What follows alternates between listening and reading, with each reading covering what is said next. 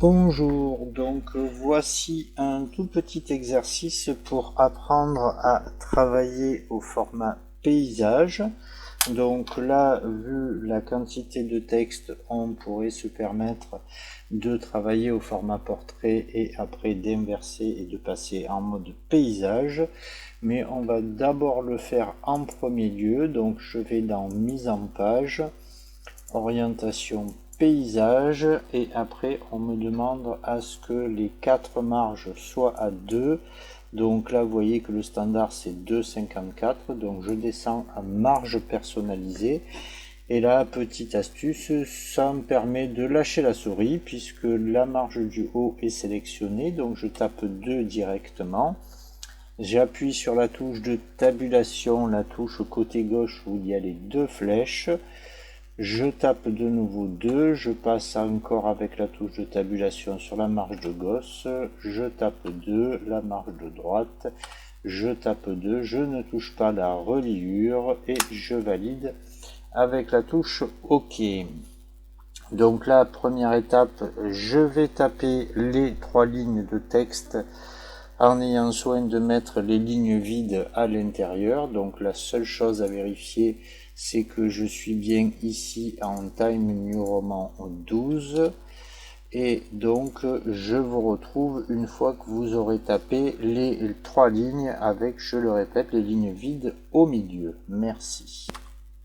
Voilà, donc le texte a été tapé. J'espère que vous avez fait la même chose. Donc j'ai fait une petite erreur ici. Donc on va bien mettre de 9h à 11h. Donc alors pourquoi j'ai fait ça? Parce que si vous aviez tapé secrétariat et que vous étiez passé en 72, les lignes suivantes auraient été aussi en 72. Donc on évite de faire du travail pour rien. Donc première étape, c'est de faire un CTRL A pour sélectionner tout le texte et tout centrer.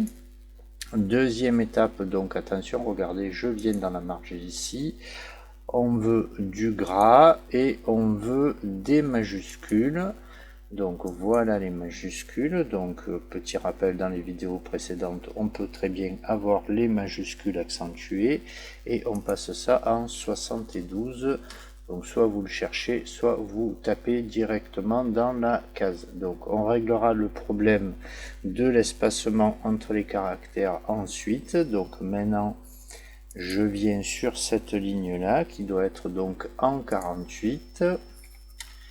Voilà, donc éventuellement peut-être en gras. Voilà, ça passe aussi, donc on va le mettre en gras, c'est sympa pour une affiche. La dernière ligne ici qui doit être en 24, et si ça passe en gras, non, ça passe pas en gras, donc on restera sur du 24.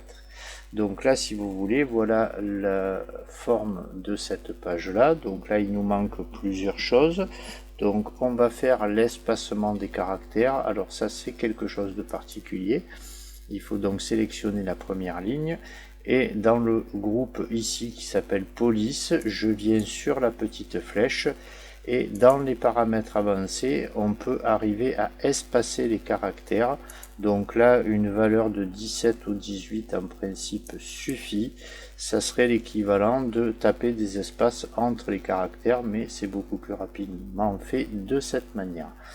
Donc après, qu'est-ce qui nous manque? Donc il nous manque le fait de centrer verticalement le contenu de cette page. Alors vous avez l'habitude de vous mettre devant le premier paragraphe et d'appuyer sur la touche entrée, ce n'est pas nécessaire.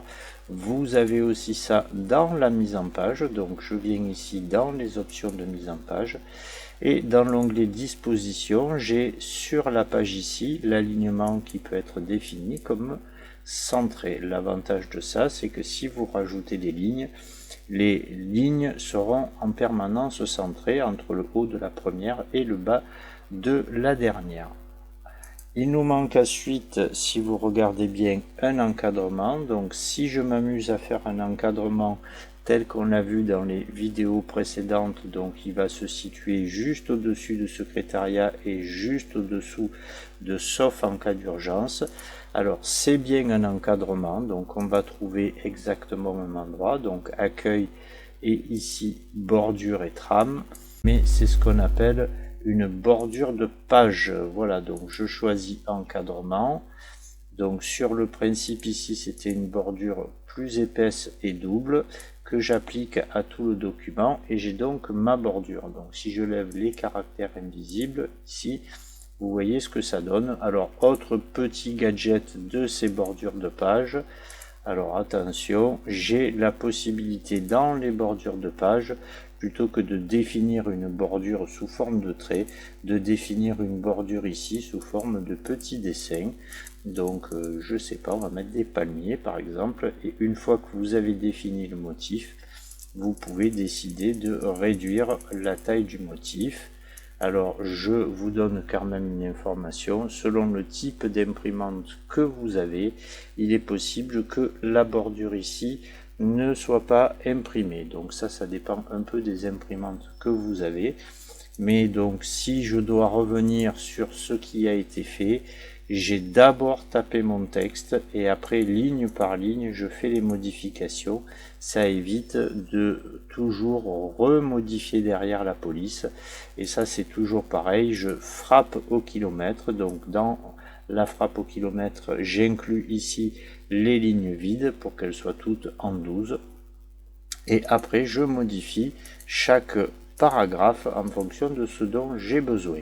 Donc la mise en page verticale, c'est quelque chose que vous allez trouver ici dans mise en page, et c'est l'onglet disposition, ça peut être centré. Je vous déconseille de justifier, surtout si vous faites ça sur plusieurs pages. C'est à l'inverse de celui qui est fait de manière horizontale, le vertical fait un peu n'importe quoi. Voilà, c'était juste un petit exercice pour venir sur le travail format paysage.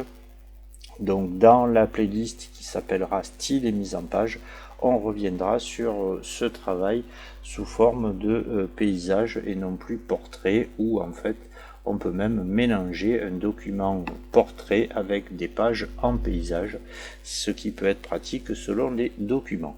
Voilà, je vous remercie et je vous dis à une prochaine vidéo. Au revoir.